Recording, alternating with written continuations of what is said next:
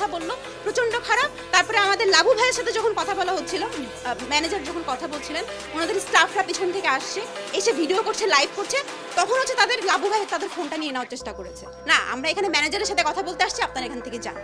লাবু ভাইকে যখন উল্টা মারতে আসলো, আমি আর মার্জি আপু ওনাদেরকে থামাতে গিয়েছি। আমাদেরকে থামানোর কারণে ওনারা সরে না যায়, আমরা তো মেয়ে মানুষ।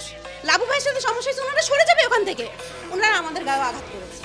আমরা এখানে আমাদের পরিশ্রমের টাকা, আমাদের নিজের পরিশ্রমে আমি কষ্ট করে টাকা ইনকাম করি, সেই টাকা নেওয়ার জন্য আমি কি এদের কাছ থেকে মারধর খেতে এসেছি? আমাকে কি তারা মারধর করবে? আমি মহিলা মানুষ, আমি এটা বিচার চাই। আমার গায়ে কেন হাত তোলা হলো পুরুষ মানুষ? আমি আমার পরিশ্রমের টাকা এখানে নিতে আসছি। আমার এফডিআর আছে, আমি এফডিআর ভাঙতে আসিনি তো। আমি তো জানি ব্যাংকে ক্রাইসিস চলছে, আমি এফডিআর ভাঙবো না। আমি যদি বলি আমার এটা তো সিস্টেম, আমি যদি চাই পুরোটা ভেঙে তারা আমাকে দিতে বাধ্য।